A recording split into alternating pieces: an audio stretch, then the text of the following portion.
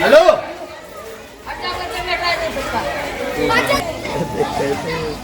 क्या कहे बाबूजी। और जी देखो एक जाने वाला है, बड़ी रिक्वेस्ट किया लेकिन नहीं समझने में नहीं जाने वाला है बाबूजी। और इसका भी मिट्टी सड़क रही देवी कभी भी ऐसे इसकी मिट्टी हो रही थी, कण कण गिरते रही और एकदम। और आगे जुटिया है उसका तो कोई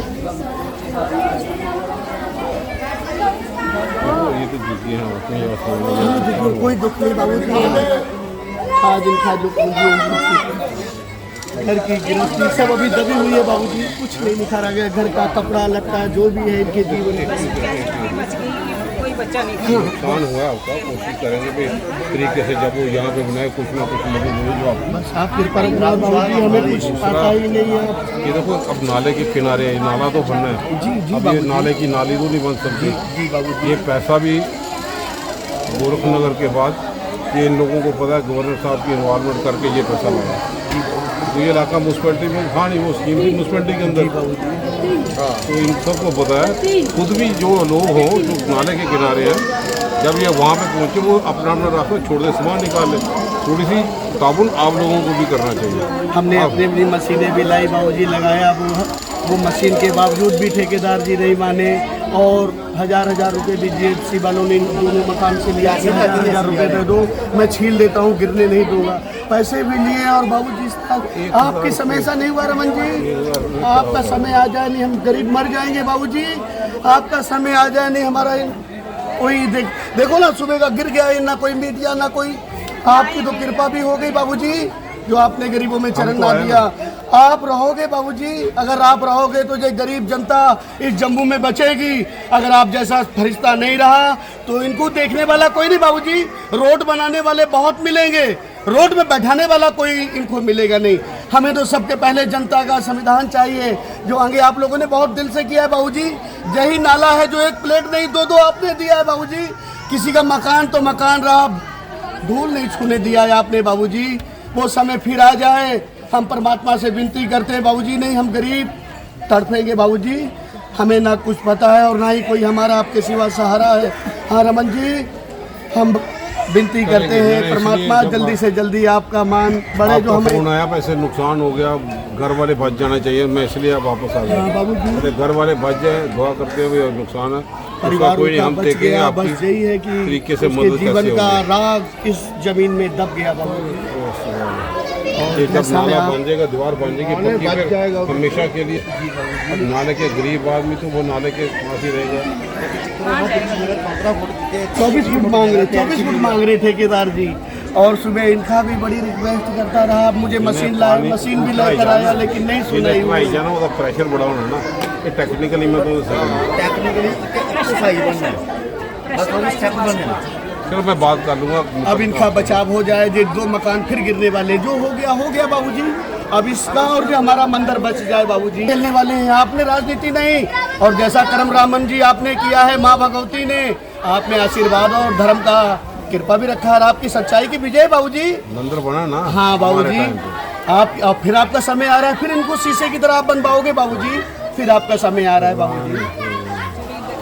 है नुकसान जिसका भी हुआ उसके साथ हमदर्दी है। वो परिवार कहाँ पे है? ये परिवार इधर ही है। कहाँ भागपति? ये अब खुशी भाई। इन्होंने ठेकेदार से कुछ नहीं बोला बाबूजी, ठेकेदार को एक गाली भी नहीं दिया, एक काकड़ भी नहीं उठाया। नहीं ठेकेदार जी हमें पूछ सकते हैं। सारा चले गए।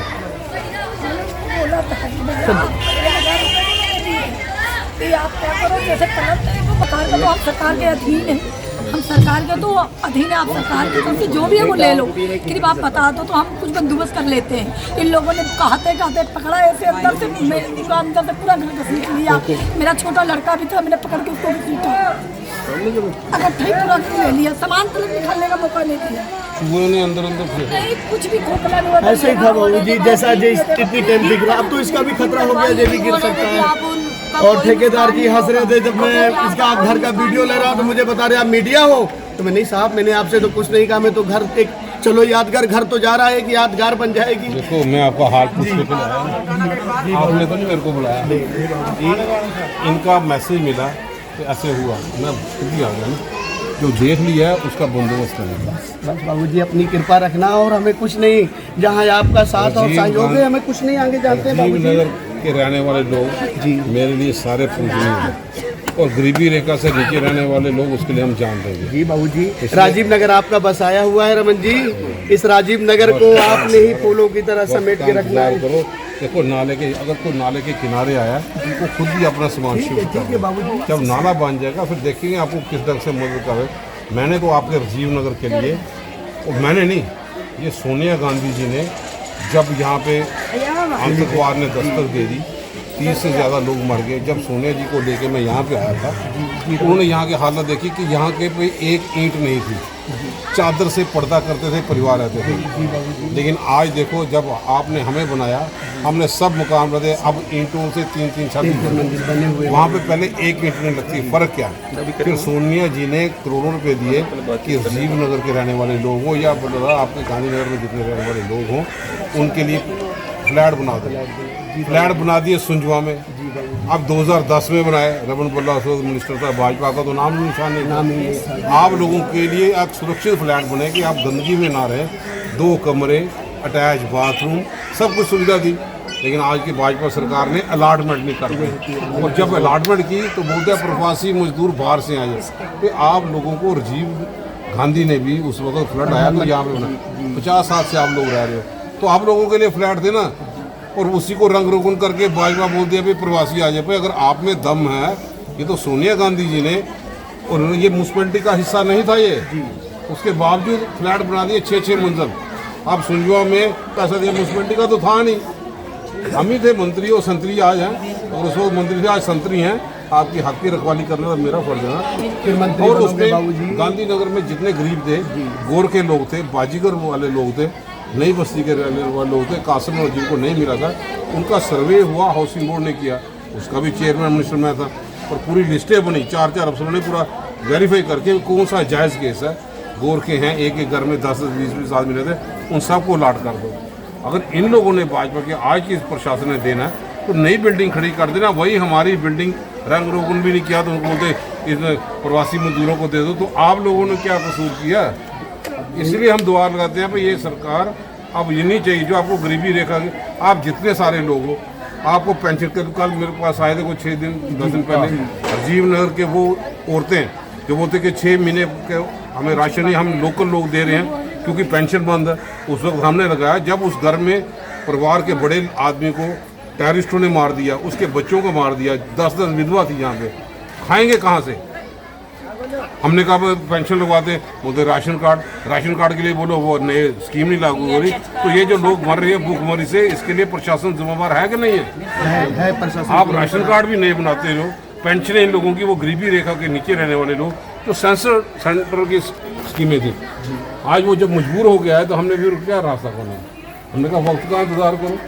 ये विधवा की पेंशन है, उनके घर वालों को टेररिस्टों ने मारा है, पूरी दुनिया गवाह यहाँ पे, पूरा जोर लगा दिया राजीव नगर के लोगों को परेशान कर। हमने कहा हम आपके साथ खड़े, आगे भी खड़े हैं। इस वक्त मैं तो सिर्फ हमदर्दी का इजहार करने के लिए आया हूँ। ये जो है कि जो आपने खुद बातें देखी, नज़रअंदाज करने वाले नहीं, तरीके से मदद करें। जैसे वो नाला बन जाएगा, अपनी प्रोटेक्शन किस ढंग से, ताकि वो कमरा या किस ना कुछ चीज़ बन जाए।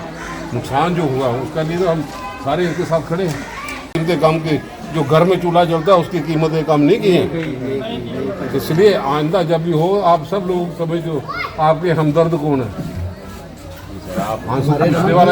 हमारे रमन भल्ला जी आज भी देखो ना, सुबह से इतना कुछ हो गया, किसी परिवार का सब कुछ चला गया, कोई देखने नहीं आया बाबूजी। और आप आगे भी हमारे थे और आज भी, और जब तक जिएंगे रमन बाबूजी, आपके सिवा हमारा कोई नहीं होगा, और आप सदा रहो।